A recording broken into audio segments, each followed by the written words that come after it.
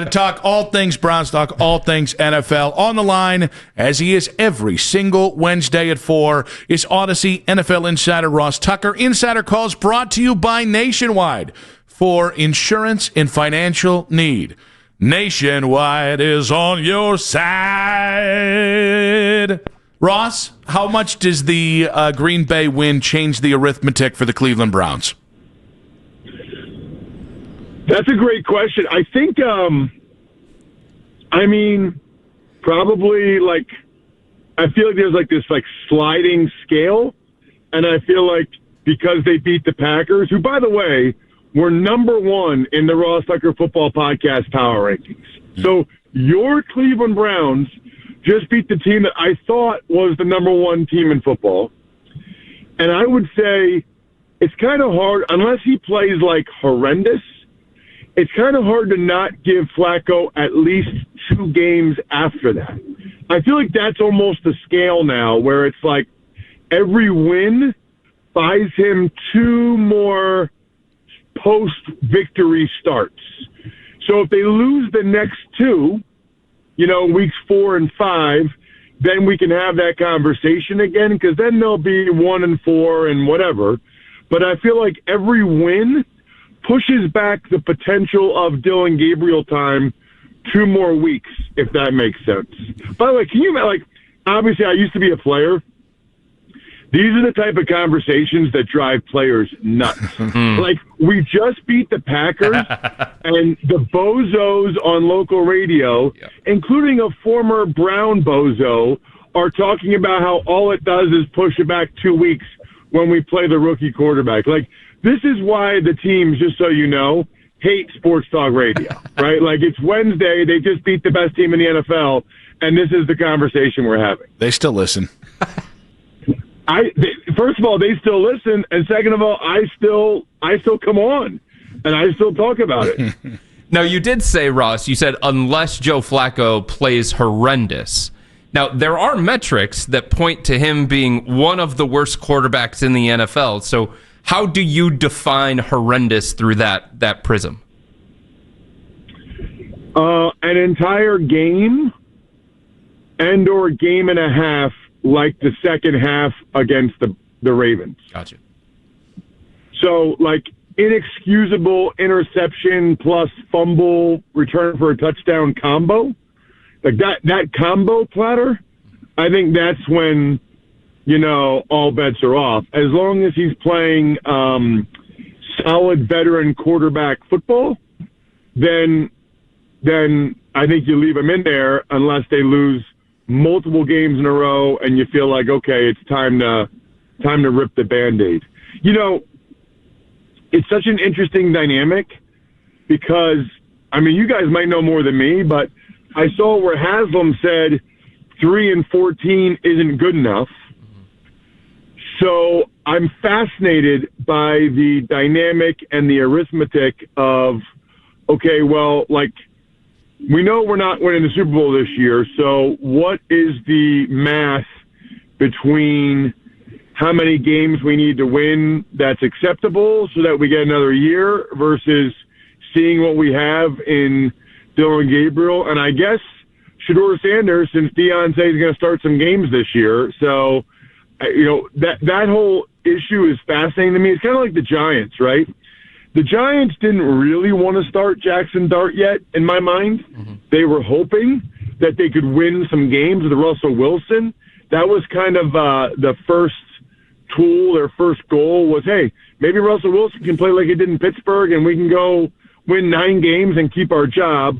But once they were 0-3, they thought, okay, plan B, which is Jackson Dart, and hopefully Jackson Dart plays well enough or there's enough momentum that ownership says, hey, we don't want to mess with this. We got a good thing going with this rookie quarterback.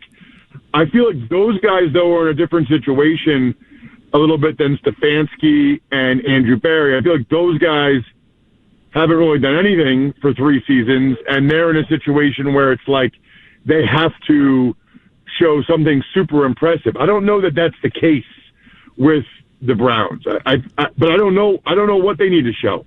I don't know what the math is. That's why I always think it's so fascinating. Like, if you are Andrew Berry wouldn't you have wanted to know kind of what the answer to that was before the draft? Before you traded down, like, okay, here's scenario one where we do whatever we can and win as many games this year and we go 7-10 or 8-9, or here's scenario two where we win between 3 and 6 games, maybe 7, but we play a lot of young guys and we take a chance on a couple young quarterbacks and we make sure we have 2 first-round picks so we can get the franchise quarterback in the draft next year if one of these 2 lottery mid-round picks doesn't come through.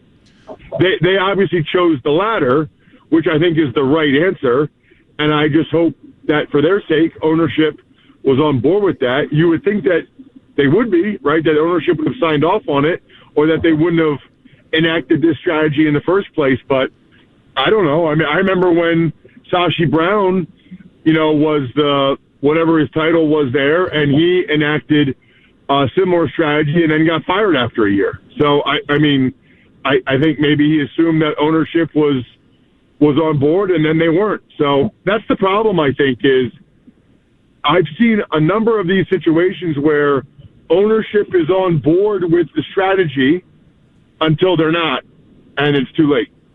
So with that, I don't think both guys are going to get fired, but depending on what happens this season. I could see one guy getting gone and then them building around the other guy, which brings up the point that coming into the season, I think there were still more Kevin Stefanski believers in this town than Andrew Berry believers, and yet the Browns look to have the best rookie class in the NFL, with at least 6 guys already contributing, from Mason Graham to Schlesinger to Judkins to Harold Fannin to Aiden Huntington to Dylan Sampson.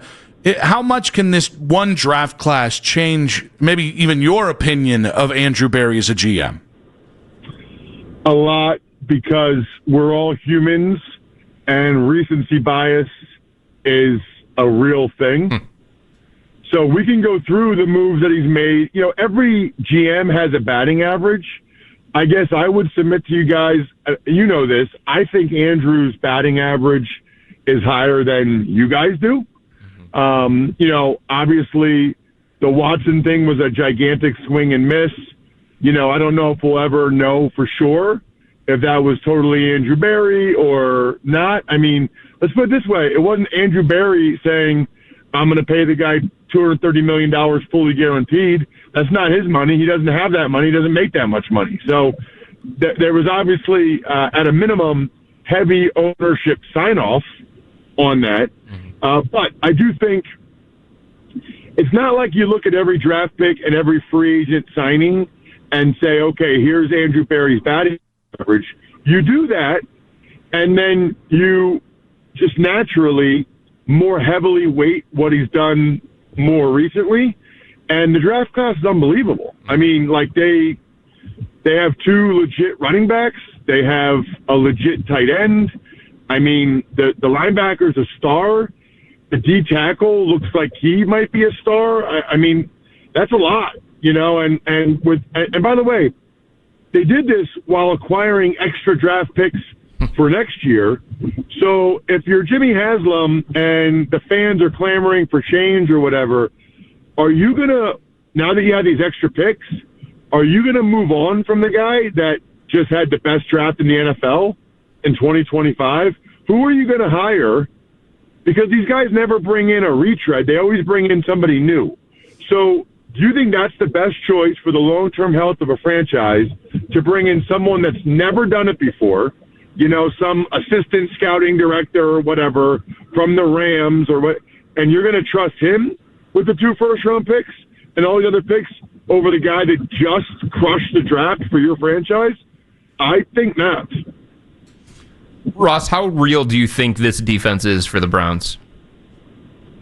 I think that there's a decent chance of the best defense in the NFL. Yeah, I mean, if you notice, I know even if you go back to the Ravens game, it was really the Flacco turnovers, and then they got the nickelbacks in a bad spot a couple times, and it cost them dearly with multiple touchdowns. That's the crazy thing. I mean, nobody cares about injuries, but if Emerson didn't get hurt, okay, they're probably easily the best defense in the NFL. If Emerson didn't get hurt and teams can't pick on the nickels like the Ravens did, I mean, I don't think they even have a weakness. And how many points have they even given up at that point? Unfortunately, Emerson did get hurt, so they had to put this hardened kid in before he was ready. And I don't know what's happened to Cam Mitchell, but they've had to put, that's their weakness. And the way the NFL is, everybody just picks on their weakness. But, I mean, they already might be the best in the NFL. If they had Emerson, they'd probably clearly be the best in the NFL and maybe have a chance at, doing historical things. Because they're also, it's not like they're getting helped out by their offense that much. I mean, they're kind of doing this on their own.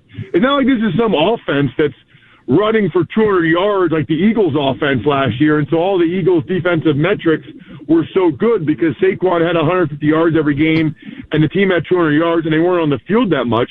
This defense is having to, do it, without a ton of support from the offense. Ross, you're great as always, buddy. Appreciate you. Don't let Fedor sauce shame you. I believe in you, fella. Oh no, I'm going all in on the sauces here. Yeah, I don't know what that guy's thinking, but I'm a sauce guy. Enjoy the grilled nuggets. See you, dudes. Later, dudes. Yeah, there we go.